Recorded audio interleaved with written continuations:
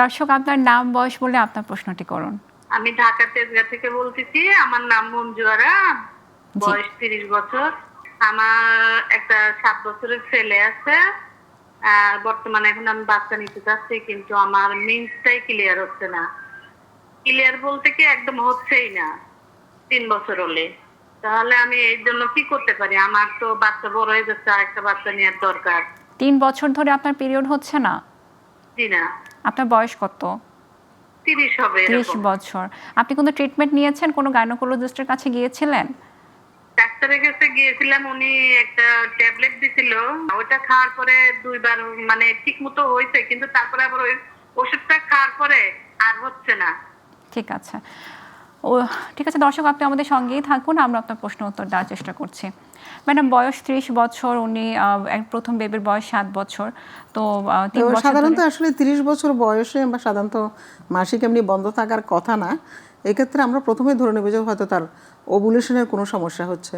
আমরা জানি যে পেশেন্টের ওয়েট সম্পর্কে বলা হয় নাই, যদি অনেক ওয়েট থাকে সেই সব ক্ষেত্রে অনেক সময় পেশেন্টের কিন্তু এবং একটা মেডিসিনের কথা বলছিল, যে মেডিসিনের কথা বলছিলেন। ওয়েট যদি অনেক বেশি থাকে তখন হরমোনাল একটা ইমব্যালেন্স হয়। ইমব্যালেন্স হলে তখনও কিন্তু মাসিক বন্ধ থাকতে পারে। আবার পিসিওস একটা আমরা বলি, পলিসিস্টিক ওভারি সিনড্রোম, এটাও হরমোনের ইমব্যালেন্স।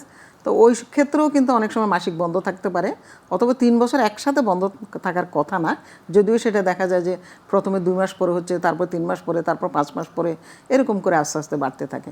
তো এই যেহেতু পেশেন্টের 3 বছর ধরে মাসিক বন্ধ, এই জায়গায় আমাদের তার জন্য কিছু হরমোন পরীক্ষা করতে হবে।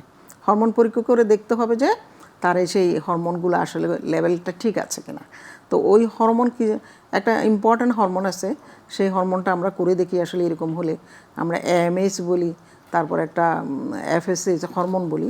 তো এগুলো দিয়ে আমরা এগুলো পরীক্ষা করে, এই হরমোনগুলো পরীক্ষা করে, খুব ইম্পর্ট্যান্ট হরমোন বোঝার জন্য যে মাসিক কেন বন্ধ বা মাসিক কম হচ্ছে কেন। অথবা অনেক সময় দেখা যায় খুব 30 বছর বয়সও কারো খুব শরীরে গরম লাগছে, খারাপ লাগতেছে, অস্থিরতা লাগতেছে। তো সেই ক্ষেত্রে আমরা এই হরমোনগুলো দেখে আমরা দেখিনি যে এই হরমোনগুলোর কোনো তারতম্য ঘটেছে কিনা, এবং সেই অনুযায়ী তাকে আমরা চিকিৎসা দিয়ে থাকি।